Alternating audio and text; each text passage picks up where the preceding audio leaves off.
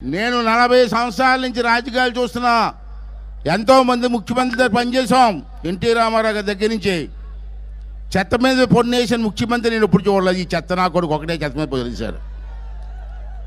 నేను చెత్త మీద పొన్నేసి చెత్త నా కొడుకు అంటే నా మీద కేసు పెట్టాడండి. మాట్లాడడానికి వీల్లేదా? నువ్వు చేసినటువంటి పడికిమాలిన పనులకి మాట్లాడకూడదా? మొన్న చూశారు మీరు, వై నాట్ 175 అంటాడు. ఎలాగొస్తారా నీకు 175? ఎవరేస్తారా ఓట్లు నీకు? ఎందుకు వెయ్యాలా అడుగుతాను నేను. ఎందుకు వెయ్యాలా నీకు ఓటు? ఆ రోజు పాదయాత్రలో అనేకమైన అబద్ధాలు చెప్పి ప్రజలను మోసం చేసి ముద్దులు పెట్టి ఆడవాళ్ళని మోసం చేసి ఓట్లు వేయించుకొని నువ్వు ఇచ్చిన హామీలు ఏమన్నా నెరవేర్చారా ఒకసారి మీరు అందరూ కూడా అర్థం చేసుకోవాల్సిన అవసరం ఉందని చెప్పి మనం చేస్తాను. సోదరులారా, ఒకసారి మనం గుర్తు చేసుకోవాలి. ఆ రోజు ఏమన్నాడండి? ఎంపీలు గెలిపించి నాకు ఇవ్వండి, కేంద్రం మెడల వంచి స్పెషల్ స్టేటస్ తీసుకొస్తా అన్నాడు. మీరందరూ నమ్మారు. స్పెషల్ స్టేటస్ వస్తే రాష్ట్రం బాగుపడుతుందని అనుకున్నాం అందరం. నువ్వు 19 సార్లు ఢిల్లీ వెళ్ళావు. ఏం పీకేవని అడుగుతున్నాను నేను. ప్రధానమంత్రి గారి 19 సార్లు కలిసావు. లోపలికి వెళ్తాడు, తలుపులు వేసుకుంటారు, ఇద్దరు మాట్లాడేసుకుంటారు. బయటకు వస్తాడు, ఏం చెప్పడం. ప్రెస్ వాళ్ళకి కూడా ఏం చెప్పడం. ఒక్కొక్క వెళ్ళినప్పుడల్లా 20 నిమిషాలు లోపల మాట్లాడుకుంటున్నారు. మరి కాలు పిసికేస్తున్నాడో ఏం పిసికేస్తున్నాడో తెలియదు, కానీ మీరు ఏం చేస్తాడో ఎవరికి అర్థం కాని పరిస్థితి ఉంది. మరి స్పెషల్ స్టేటస్ తేలేనందుకు నీకు ఎందుకు ఓటేయాలి జగన్ రెడ్డి? ఒకసారి మీరందరూ కూడా అర్థం చేసుకోవాల్సినటువంటి అవసరం కూడా ఉందని చెప్పి ఈ సందర్భంలో మనం చేస్తాను. సోదరులారా, రైల్వే జోన్, విశాఖపట్నానికి రైల్వే జోన్ తెస్తాను, నన్ను గెలిపించమన్నాడు. ఇవాళ రైల్వే జోన్ ఉందా? తమిళ్లో అడగండి. మరి రైల్వే తేలేని నువ్వు ఓటేయాలని అడుగుతాను నేను. ఒకసారి అర్థం చేసుకోమని చెప్పి మీ అందరికీ మనవి చేస్తున్నాను. సోదరులారా, భారతదేశంలో రాజధాని లేని రాష్ట్రం మన ఆంధ్ర రాష్ట్రం. మీరు ఎక్కడికి వెళ్ళండి, ఏ రాష్ట్రం చూడండి రాజధాని ఉంది. మన రాష్ట్రానికి రాజధాని ఏదో మీరు చెప్పండి. మన పిల్లలు చెప్పానండి, చదువుకున్న మేధావులు చెప్పండి. రాష్ట్రానికి రాజధాని కూడా నిర్మించలేనటువంటి దౌర్భాగ్యుడా, నీకు ఎందుకు ఓటేయాలి రా అని అడుగుతున్నాను ఇవాళ మీ అందరి ముందు. ఒకసారి అర్థం చేసుకోవాల్సినటువంటి అవసరం కూడా ఉందని మనం చేస్తున్నాను. సోదరులారా, ఉద్యోగస్తులు ఉన్నారు పాపం. ఈ రాష్ట్రంలో లక్షలాది మంది ఉద్యోగస్తులు ఉన్నారు. వాళ్ళందరినీ మోసం చేశాడు. తమ్ముడు నేను గెలిచిన వెంటనే సిపిఎస్ అన్నాడు, సిపిఎస్ రద్దు అన్నాడు, ఏదో మాట ఇచ్చాడు. బాబు మ్యాషన్లు అందరూ మొన్న ఎలక్షన్లో 2 చేతులతో ఓట్లు వేసారు ఆడికి. ఈవేళ చూస్తే 4 సంవత్సరాలు అయిపోతుంది. మ్యాషనల్ పట్టించుకుని నాదులు లేడు. ఉపాధ్యాయులారా, ఇప్పుడు కానీ సరే అర్థమైందా జగన్మోహన్ రెడ్డి తాలూకు మోసం? అంచేత వచ్చి ఎలక్షన్లో 2 చేతులతో 4 వేసి ఓట్లేసి మళ్ళీ తెలుగుదేశం పార్టీని జనసేన పార్టీని గెలిపించమని చెప్పి ఉపాధ్యాయ సోదరులందరికీ కూడా నేను మనవి చేస్తానండి. అంతేకాకుండా సోదరులారా, ఉద్యోగస్తులు మన పిల్లలు చదువుకున్నారు. చంద్రబాబు గారి టైంలో ఇంజనీరింగ్ కాలేజీలు అనేక కాలేజీలు పెట్టాం. మన పిల్లలు బ్రహ్మాండం చదువుకున్నారు. చదువుకున్న పిల్లలు ఇవాళ బెంగళూరులో కానీ చెన్నైలో కానీ విదేశాల్లో కానీ బ్రహ్మాండంగా ఉద్యోగాలు చేస్తున్నారు. నువ్వు ఒకటిగానే ఉద్యోగం ఇచ్చావా జగన్మోహన్ రెడ్డి? ప్రతి జనవరికి ఉద్యోగాలు లేదా పిల్లలకి, చదువుకున్న పిల్లలకి? ఎప్పుడైనా ఒక ఉద్యోగం ఇచ్చావా? మొన్న సజ్జల రామకృష్ణారెడ్డి, ఆడు దౌర్భాగ్యుడు, ఆడంటాడు అయ్యన్నబాతుడు చాలా ఉద్యోగులు ఇచ్చాడు నాతోటి ప్రెస్లో.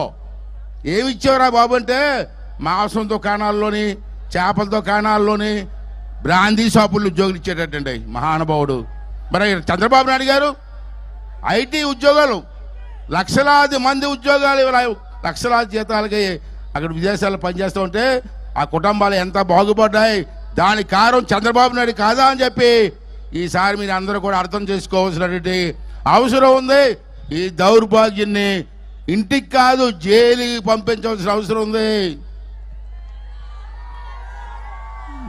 మీ అందరి తరపున చంద్రబాబు గారు కోరుకుంటున్నాను సార్, మిమ్మల్ని మీరు మీ మంచితనం అతి మంచితనం అయిపోయింది సార్ మీది. ఆడు చూడండి ఎలా పరిపాలన చేశాడో. దౌర్భాగ్య నా కొడుకు ఎంతమందిని అరెస్ట్ చేశాడు, ఎంతమందిని చంపాడు. నా ఎస్సీలు, నా బీసీలు, నా ఎస్టీలు అంటాడు. నువ్వు ఎంతమంది బీసీలు చంపేశావు, నువ్వు ఎంతమంది ఎస్సీలు చంపేశావు, ఎంతమంది ఎస్టీలు వాళ్ళకి అన్యాయం చేసావో మరి ఒకసారి అర్థం చేసుకోవాల్సినటువంటి అవసరం ఉందని చెప్పి సందర్భంలో మీ అందరికీ మనం చేస్తాను. సోదరులారా, అధికారంలోకి వస్తే 2,30,000 ఉద్యోగాలు భర్తీ చేస్తారని మాట ఇచ్చావు. ఏమే ఉద్యోగాలు ఎక్కడ ఇచ్చావా? అంతేకాదు కానీ పోలీసులారు మీరు కూడా వినాలి, పోలీసులు కూడా మారాలి, మీరు మారాలా, తప్పదు.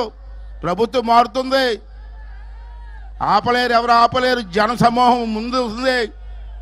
అంటే పోలీసులు మారండి, ప్రభుత్వానికి రాబోయే ప్రభుత్వాన్ని సహకరించండి. మీకు కూడా మోసం చేశాడయ్యా, మీరు దాచుకున్న డబ్బులన్నీ తెప్పించాడు తెలుసా మీకు? మీ పోలీసులు దాచుకున్న డబ్బులన్నీ తెప్పించాడు మీకు తెలుసా అని అడుగుతున్నాను నేను. మీ డబ్బులు, మీ కుటుంబ డబ్బులు తెప్పిస్తే ఆడికి ఎలా సపోర్ట్ చేస్తారు? దొంగోడికి సపోర్ట్ చేస్తారా? ముఖ్యమంత్రి కావచ్చు దొంగోడు.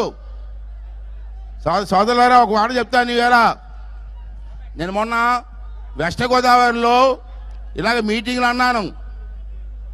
జగన్మోహన్ రెడ్డి 420 నా కొడుకు అన్నాను.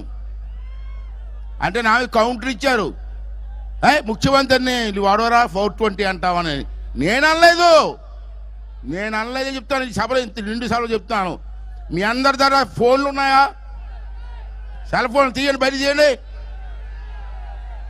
తీయండి ఒకసారి తీసి ఓపెన్ చేయండి. గూగుల్ కొట్టండి, 420 సీఎం అని కొట్టండి. ఏమొచ్చింది చూడండి, ఏమొచ్చింది చూడండి.